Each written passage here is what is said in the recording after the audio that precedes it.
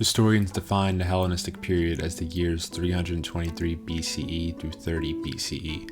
These years coincide, respectively, with the deaths of Alexander the Great and Cleopatra VII. Alexander the Great, the young military commander of the Macedonian forces, conquered territory ranging from Greece to Egypt and as far east as India. The conquest of Alexander created the conditions for the Hellenistic world to emerge. The Macedonian and Greek rule of these Hellenistic dynasties expanded the influence of Greece further into Asia and Africa, while also influencing Europe with foreign cultures and beliefs. The exchange of people and cultures created the conditions of the Hellenistic world that allowed for religious change among some individuals in Hellenistic Greece. Greek religion in the Hellenistic world offered similarities and differences to the traditional religion of the classical period. The movement of Greeks and foreigners created a sort of globalized world that allowed for new traditions to become adopted.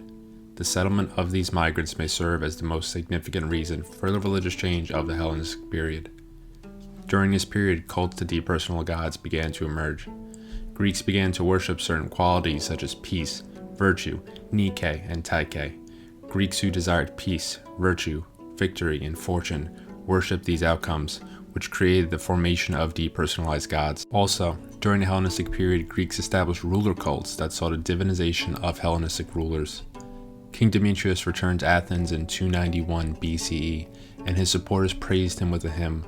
The hymn mentions his descent from Greek gods, and also gives a potential cause for the existence of ruler cult.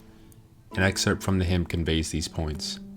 Hail, son of the most powerful god Poseidon and Aphrodite, for the other gods are either far away, or they do not have ears, or they do not exist, or do not take any notice of us, but you we can see present here.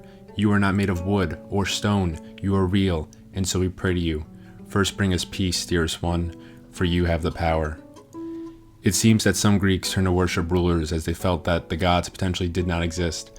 Some may have thought that the gods existed, but that they did not concern themselves with the issues of humans either intentionally or because they had little idea that human beings existed and worshipped them.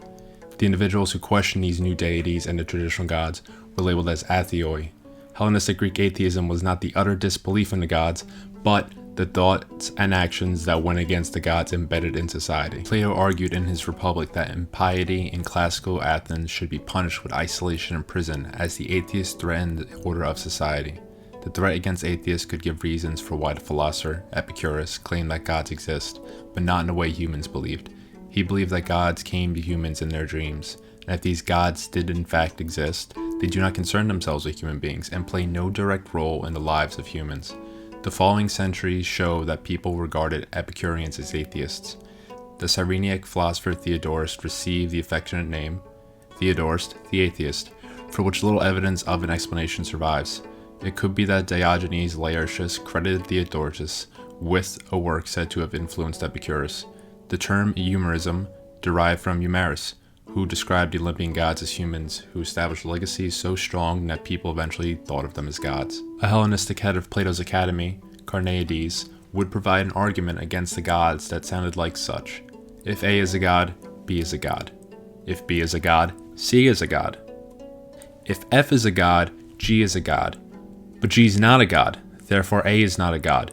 But if there were gods, A would be a god. Therefore, there are no gods. These ancients serve as a few examples of those who went against the gods in Hellenistic Greece.